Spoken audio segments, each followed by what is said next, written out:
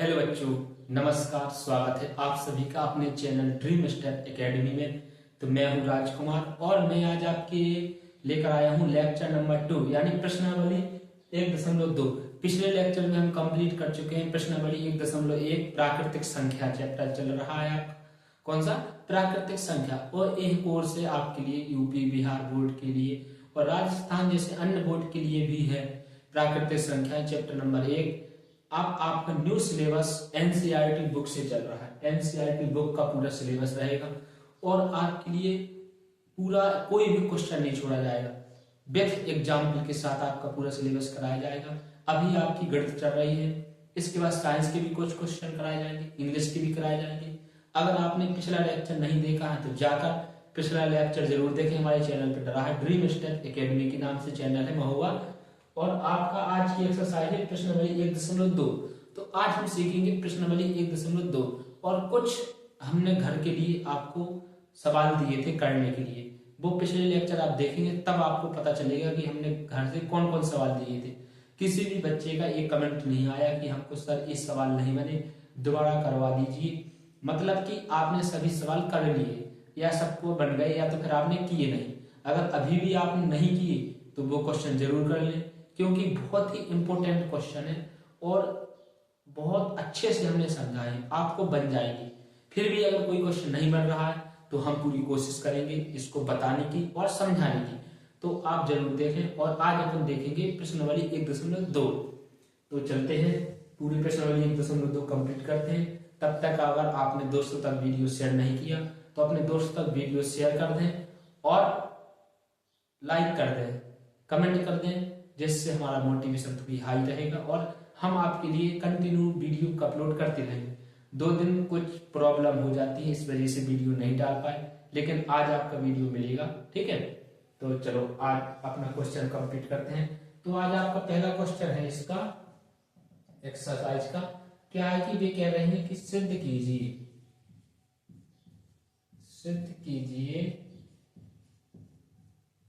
√2 एक अपरिमेय संख्या है। अपरिमेय संख्या है। तो आज आपका क्वेश्चन क्या है कि सिद्ध कीजिए √2 एक अपरिमेय संख्या है। अपन को सिद्ध करना है। वो ये परीक्षा में बहुत आता है। एक तो हुआ √2, √5, √7 ऐसे करके आता है आपकी पेपर में। √3 भी आता है, पिछली वाले लेक्चर में आया है। पिछले जो अभी पेपर हुए 2026 के बोर्ड एग्जाम, √3 आया। √3 सिद्ध कीजिए √3 एक अपरिमेय संख्या है। अगर √3 बन गया, √2 बन रहा है तो आपको √3 भी बन जाएगा। ठीक है, सेम तरीके से। तो अपन करेंगे हल, लिखेंगे माना √2 एक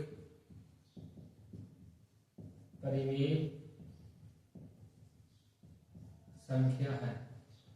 देखो, अगर आपको सिद्ध करना है कि √2 एक अपरिमेय संख्या है तो अपन को उसके विपरीत मानना पड़ेगा कि √2 एक परिमेय संख्या है।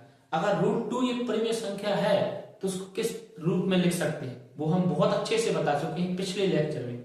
यदि आपने पिछले लेक्चर नहीं देखा तो फिर एक बार कहना है पिछला लेक्चर जरूर देखें, तभी आपको ये लेक्चर बहुत अच्छे के साथ समझ में आएगा। ठीक है, तो क्या मानेंगे? तो √2 को लिख सकते हैं क्या? Q के रूप में। ठीक है, वेयर जहां P and Q is equal to क्या है? पूर्णांक। ठीक है, और Q नॉट इक्वल टू 0 भी है। तो ये शर्त दोनों लागू हो रही है अगर परिमेय संख्या है। और हमने पिछले लेक्चर में बहुत अच्छे से समझाया इसको, फिर भी अभी नहीं आया तो आपको समझाना। परिमेय संख्या की शर्त P और Q पूर्णांक होने चाहिए, Q नॉट इक्वल टू 0 होना चाहिए। यही परिमेय संख्या की शर्तें फॉलो करना। तो क्या करेंगे अपन? फिर करेंगे दोनों पक्षों में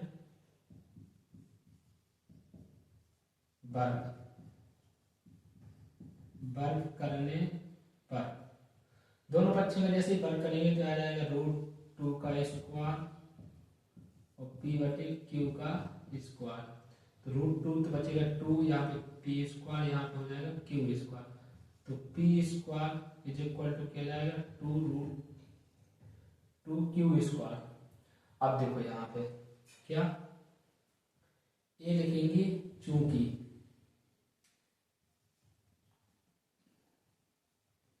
p 2 से विभाज्य है। p 2 से विभाज्य इसलिए क्योंकि ये अगर 2 इसके बटे में जाएगा तो विभाज्य है, p² विभाज्य तो p² विभाज्य होगा। अब इस यहाँ पे अतः इसलिए p² भी 2 से विभाजित होगी।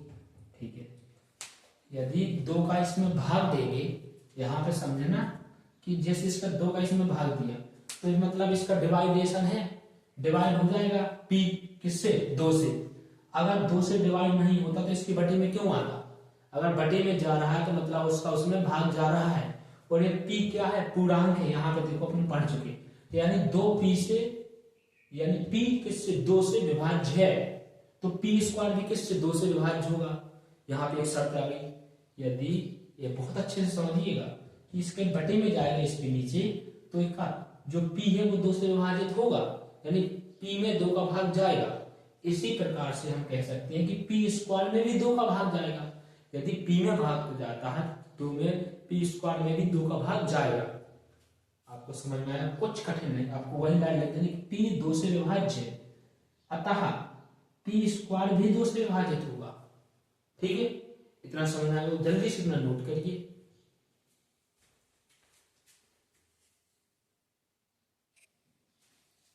इतना नोट हो गया तो अब आगे क्या लिखेंगे, यहाँ पे लिखेंगे माना, कुछ मानेंगे, माना क्या, p = 2m, जहां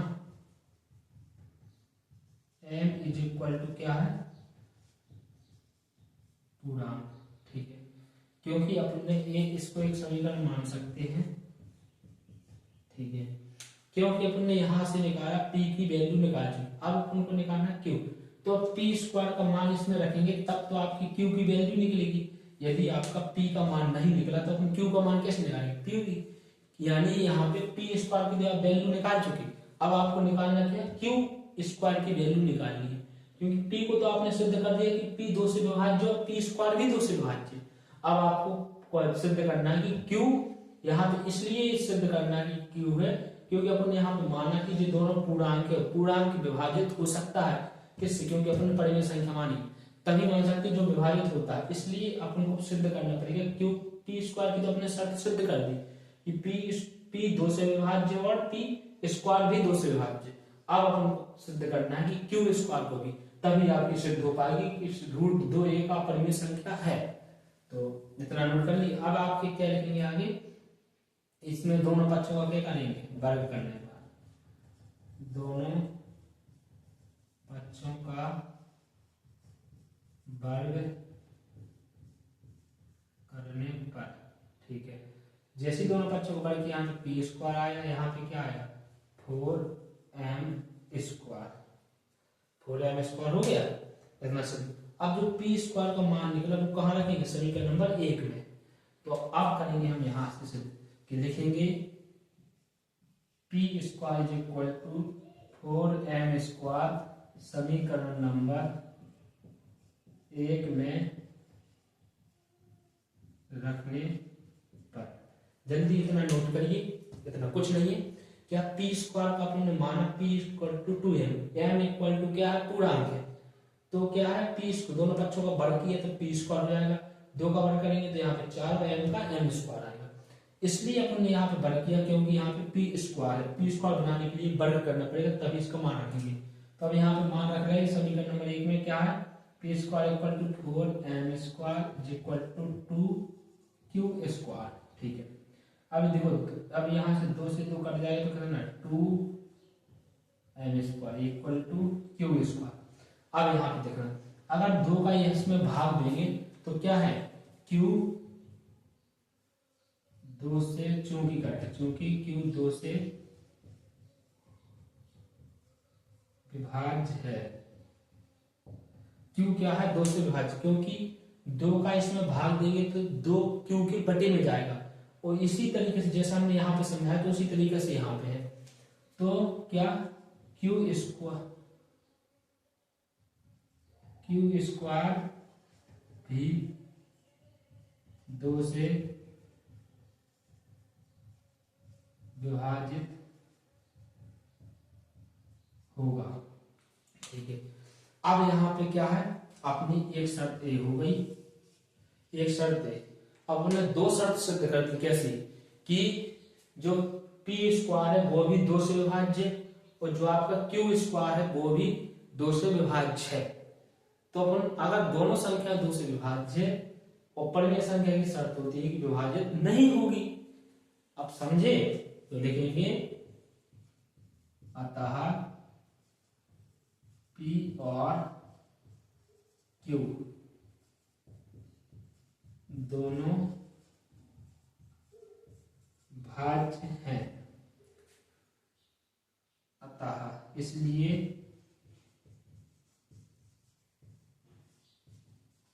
√2 एक अपरिमेय संख्या है। ठीक है, तो आपको इसी तरीके से फॉर्मेट में सवाल लगाना है, तभी आपको नंबर 5 नंबर मिलेंगे। अन्यथा आपको नंबर कर सकते हैं 2 नंबर मिलेंगे या 3 नंबर मिलेंगे, आपको 5 में 5 नहीं मिलेंगे। आपने अगर इस तरीके से सिद्ध नहीं किया फिर आप कहोगे कि सर हमारे नंबर कट गए। तो आपकी परीक्षा जो कॉपी चेक कर रहा है, परीक्षा कॉपी, उसकी गलती नहीं होती है, गलती वहां पे आपकी होती है, क्योंकि आपने पूरा क्वेश्चन सिस्टमेटिक तरीके से नहीं लगाया। अगर आपने इस सिस्टमेटिक तरीके से सवाल लगाया इस तरीके से तो आपका कोई एक नंबर भी नहीं काट सकता।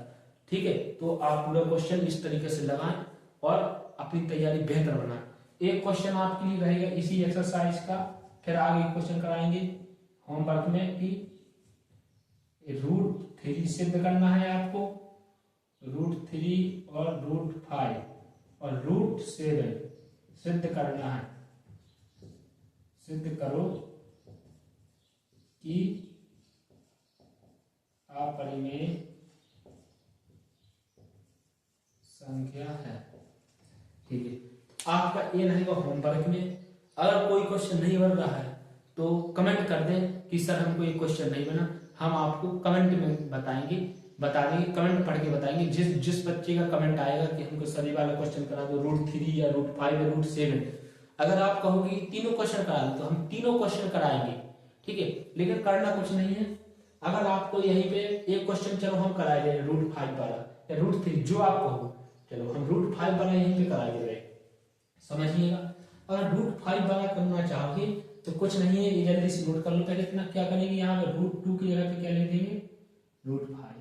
जहां जहां √2 है वहां पे क्या करेंगे, √5। बकाया सब क्या करना है, औसत का औसत।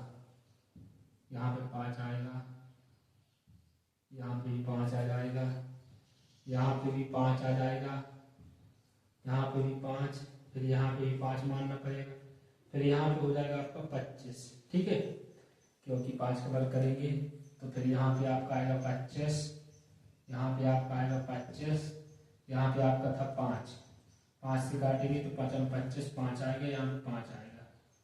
अब 5 आएगा तो यहाँ पे भी 5 हो जाएगा, यहाँ पे भी 5 हो जाएगा आपका, और यहाँ पे भी √5 वाला सिद्ध हो गया। अगर √7 वाला करना चाहोगे तो जहां जहां पे √5 वहां पे 7 कर देंगे। कुछ कठिन नहीं है, सिर्फ आप पढ़ना नहीं चाहते। अगर आप पढ़ना चाहते हो, स्कोर अच्छा करना चाहते हैं अभी से, तो वीडियो पूरा देखें, वो एंड तक देखें, शुरू से सभी वीडियो देखें हमारे। आपका स्कोर 95+ 90, 100 में से 100 जाएगा 100%। इस बार तो हम शुरू से पढ़ा रहे हैं, पिछली बार तो हमने आधी टाइम से लेक्चर शुरू किए थे, मेन क्वेश्चन बताए थे। इस बार हम पूरा सिलेबस कराएंगे, फिर NCERT बुक से कराएंगे, आपकी बालाजी प्रकाशन कराएंगे और आपकी सरकारी बुक भी कराएंगे। तो वीडियो को पूरा देखें और सब्सक्राइब करें, चैनल को जरूर करें और अपने दोस्तों तक शेयर जरूर कर दें। धन्यवाद। जय श्री राम। मिलते हैं एक और वीडियो के साथ।